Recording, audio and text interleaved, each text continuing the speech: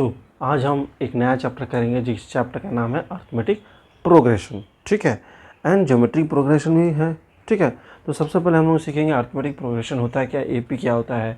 ठीक है, उसके बाद डिफरेंस क्या होता है, सब कुछ वन बाय वन हम लोग सब कुछ समझने की कोशिश करेंगे। ठीक है, उसके बाद मैं अलग अलग पार्ट्स में आपको कैसे उसको यूटिलाइज करना है, कैसे अप्लाई करना है, मैं सिखाऊंगा। ठीक है, तो चलिए स्टार्ट करते हैं वीडियो।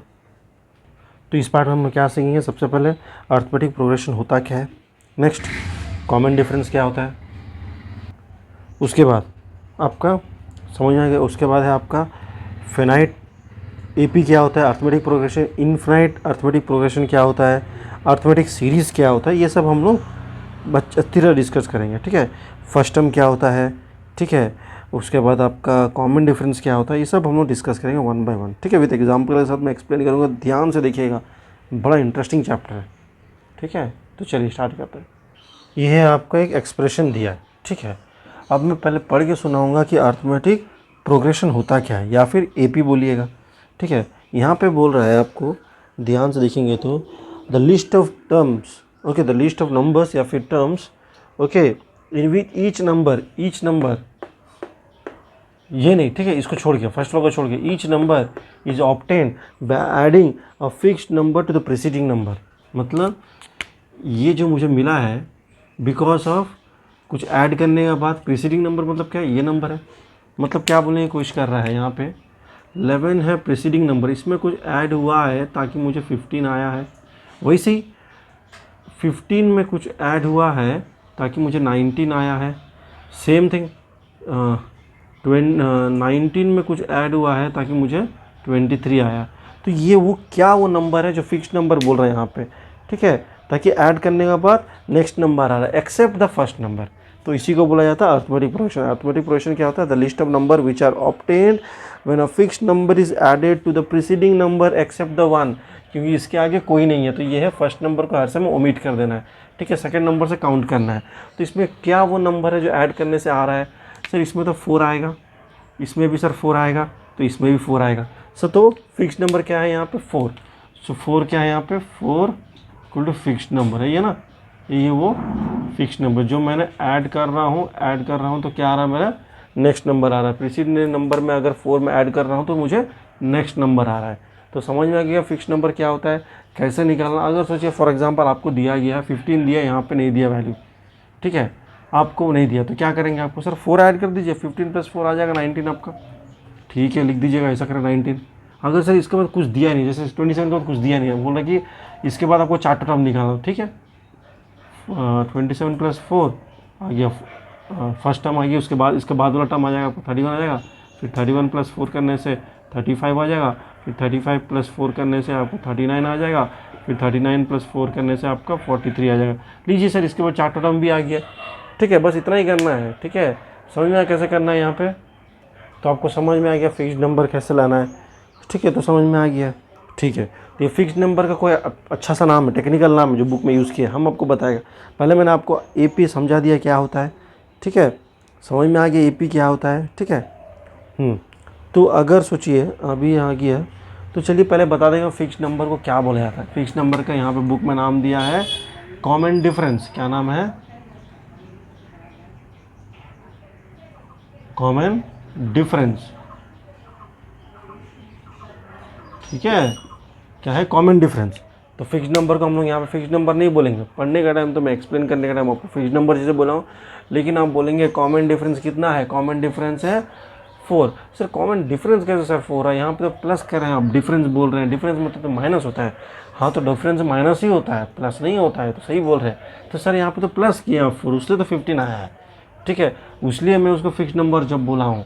अगर लेकिन आपको अगर कॉमन डिफरेंस पूछा जाएगा तो आपको माइनस करना पड़ेगा। सर माइनस कैसे करना पड़ेगा, फिक्स्ड नंबर बोल रहे हैं, हम यहाँ पे प्लस कर रहे हैं, फिर बोल रहे हैं कॉमन डिफरेंस माइनस होता है, फिर माइनस बोल रहे हैं। सर तो आप मेरे को सीधा बताइए प्लस कब करना है, माइनस कब करना है। प्लस करना है इस केस में। ठीक है, जब आपको फॉर एग्जाम्पल यहाँ पे 11 दे दिया है, ठीक है, 11 दे दिया है और बोला है कि इसके बाद नंबर्स फाइंड आउट करो। ठीक है, और बोल दिया है नंबर आपको जो फिक्स्ड नंबर है 4 है, या फिक्स्ड नंबर 4 है, तो क्या करेंगे, 4 ऐड करते जाएगा, उसको नंबर्स मिल जाएगा।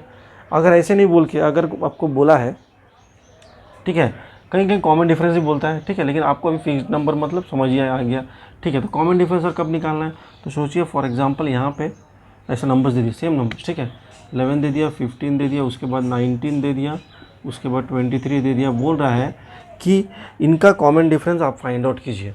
तो कॉमन डिफरेंस मतलब माइनस करना है ना, तो यहाँ पे भी आप क्या किए, इनडायरेक्टली यहाँ माइनस ही किए थे। 4 कैसे है आपको, सर यहाँ पे 11 में 4 प्लस करके तभी तो 15 आएगा, इसलिए सर प्लस करना पड़ा। आप इनडायरेक्टली माइनस कर रहे हैं, 15 माइनस 11 करके 4 आया आपको, ठीक है। तो ये कॉमन डिफरेंस, तो इससे कॉमन डिफरेंस क्या होगा सर, 19 माइनस 15। इससे कॉमन डिफरेंस क्या होगा सर, 15 माइनस 11। इससे कॉमन डिफरेंस 23 माइनस 19। तो सब में तो सर 4 ही आएगा। तो कॉमन डिफरेंस बोले या फिर फिक्स्ड नंबर बोले, एक ही बात है, कन्फ्यूज नहीं होंगे, ठीक है। प्लस कब करेंगे, जब नेक्स्ट नंबर्स निकालना पड़ेगा आपको, इसके बाद का नंबर्स निकालना है, उस टाइम प्लस करना है। कॉमन डिफरेंस निकालने बोले कब, दोनों ये दोनों को माइनस कर, इसका आगे कुछ नहीं है तो माइनस नहीं होगा। तो इसलिए फर्स्ट एक नंबर, इसको बोलते फर्स्ट टर्म, इसको छोड़ देना है, फर्स्ट टर्म का हर समय छोड़ देना है, इसको कोई यूज़ नहीं होगा आगे में, ठीक है। तो ये दोनों को माइनस करेंगे तो डिफरेंस आएगा, ये दोनों को माइनस करेंगे डिफरेंस। देखिए सब जगह सेम आ रहा है डिफरेंस, क्या अलग अलग कुछ आ रहा है। अगर सेम डिफरेंस आ रहा है कोई भी सीरीज़ में तो उसको बोला जाएगा अर्थमेटिक सीरीज़। कैसे पता चलेगा, बोला जाएगा कि आपको एक्सप्रेशन दिया जाएगा, बोला जाएगा कि क्या अर्थमेटिक सीरीज़ है कि नहीं है। तो कैसे पता चलेगा, आप देखिए कि क्या फिक्स्ड टर्म या फिर कॉमन डिफरेंस अगर सेम है सबके बीच में, अगर सेम हो जाएगा तो वो हो जाएगा आपका अर्थमेटिक एक्सप्रेशन। हाँ, वो अर्थमेटिक एक्सप्रेशन में है। समझ में आ गया आपको, आपको कॉमन डिफरेंस समझ में आ गया, अर्थमेटिक एक्सप्रेशन कैसे चेक करना समझ में आ गया, ठीक है। उसके बाद क्या समझ में आ गया, कैसे अगर बोलेगा नेक्स्ट 4 टर्म्स निकालना तो वो भी समझ में आ गया। इसी को बुक में ना उन्होंने फॉर्मूला के रूप में दिया है, कैसे दिखाएंगे आपको, देखिए यहाँ पे देखिएगा, इसको बोला गया A1 A2 A3 A4, ऐसे ही बोला जाएगा। अगर डी निकालना तो क्या करेंगे, 15 माइनस 11 करेंगे, या फिर 19 माइनस 15 करेंगे, या फिर 23 माइनस 19 करेंगे। अगर AP में है तो सब जगह सेम आएगा। तो 15 का मतलब क्या है A2, 11 का मतलब A1, तो A2 माइनस A1। अगर ये दोनों को करना है तो A4 माइनस A3, अगर ये दोनों को करना है A3 माइनस A2, सब जगह डी कॉमन आना है। अगर आ गया तो AP, अगर AP है तो उसके बाद आपको जो खोजना है खोजना पड़ेगा, ठीक है। तो आपको डी निकालना आ गया समझ में, ठीक है। अब क्या करेंगे, अब सोचिए फॉर एग्जांपल यहाँ पूछ रहा है आपको नेक्स्ट टाइम खोजना है, A2 खोजना है। अब A2 मतलब 15 खोजना है, तो 15 कैसे मिलेगा सर, हमने तो D निकाल दिया, D4 आ गया, तो क्या हो जाएगा यहाँ पे 11 + 4, है ना, ऐसे आएगा, मतलब 15 ऐसे आएगा। A2 का पहले 15 है ना, तो 15 कैसे आएगा सर, 11 + 4 करना है, 11 कहाँ से है, ए वाला, तो 11 मतलब क्या है इसके हिसाब से A1 है, ठीक है। और 4 क्या है सर, D है। तो A2 कैसे निकल रहा है, A1 + D, ठीक है। अगर मुझे A3 चाहिए, A3 मतलब 19 चाहिए, यहाँ पर 19 ही लिखिए, 19 चाहिए, तो कैसे आएगा सर, 15 + 4 करने से आ जाएगा। A3 19 मतलब क्या है, A3 है, 15 मतलब A2 है, 4 मतलब सर D है।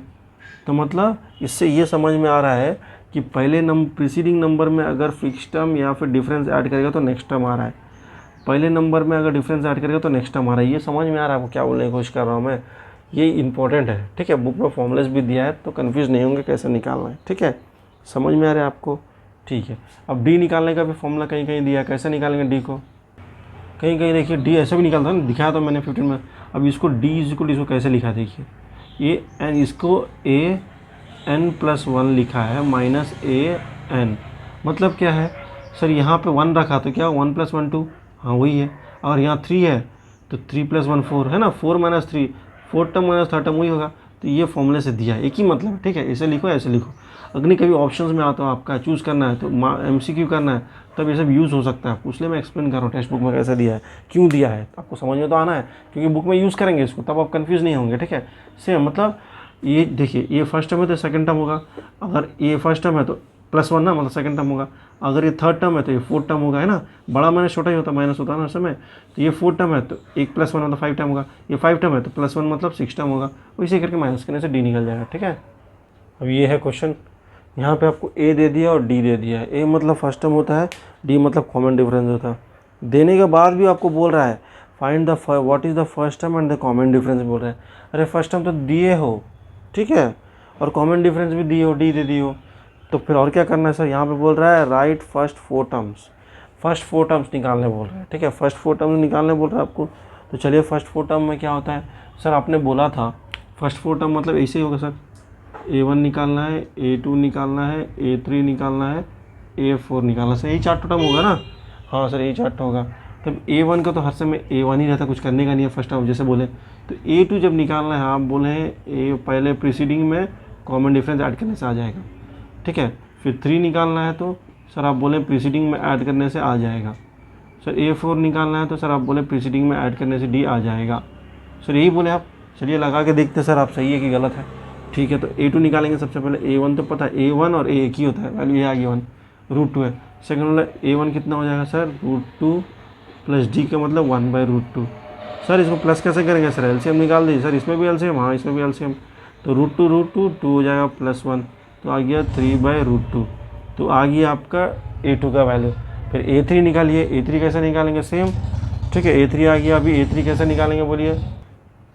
ठीक है, तो क्या हो जाएगा, सेम एलसीएम √2 आ जाएगा, 3 + 2 हो जाएगा, सो 5/√2 हो गया। वैसे करेंगे, नेक्स्ट नंबर निकालेंगे। बस ऐसे करें, चार्ट होगा ना, चार्ट।